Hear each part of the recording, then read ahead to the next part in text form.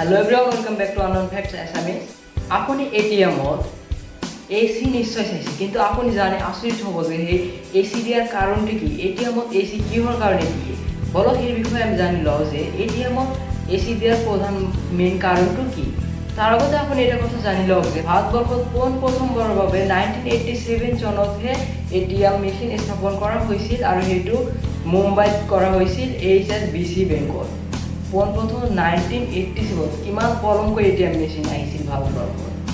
তো বলক এতিয়া আমি জানো যে এটিএমত কিহৰ কাৰণে এসি থাকে।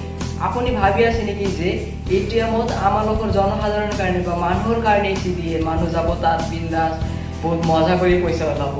এইটো একেবাৰে ভুল। আপুনি যদি ভাবি আছে এইটো বেংকৰ ষ্টেণ্ডাৰ্ডিটি মেইনটেইন কৰিবলৈ এসি দিয়া থাকে, যে আমাৰ বেংকত ইমান ভাল সুবিধা দিয়া হয়, এটিএমত এসি লগাই আছো, সেইটো নহয়।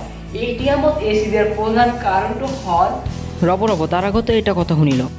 এটিএম আপুনি জানে সকলোবিলাক ইলেক্ট্ৰনিক বস্তু যিবিলাক আছে এইবিলাক বহুত সময় ৱৰ্ক কৰাৰ পিছত কি হয়, গৰম হয়। আপোনাৰ টিভি চাওক বা মোবাইলে চাওক, চাৰ্জ লগাই দি টিভি বহুত সময় ইউজ কৰিব, গৰম হৈ যায়। ঠিক এটিএমটো 24/7 মানে 24 আৱাৰ্ছ গোটেই দিন ৰাতি কাম কৰি থাকে, সেইটো নিশ্চয় গৰম হ'ব।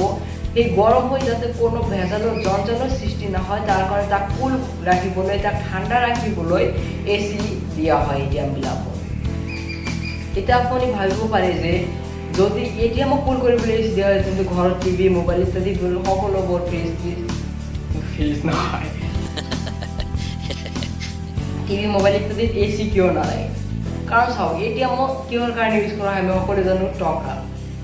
এটিএমত যদি এসি নাথাকে সেই তাৰ হিটটো বাঢ়িব, যদি কিবা এটা চিপ এটা সৰু এটা বস্তু নষ্ট হৈ যায় সেইটো বহুত ডাঙৰ প্ৰভাৱ পেলায়। এটা সৰু চিপ নষ্ট হোৱাৰ ফলত কি হ'ব পাৰে, আপুনি 500 টকা ওলাব গ'লে আৰু এটিএম এই চিপ নষ্ট হোৱাৰ ফলত আপোনাৰ 20,000 টকা দিলে আপোনাৰতো মজা হৈ গ'ল, কিন্তু বেংকৰ এইটো কি যাব, একেবাৰে লোকচান হৈ যাব।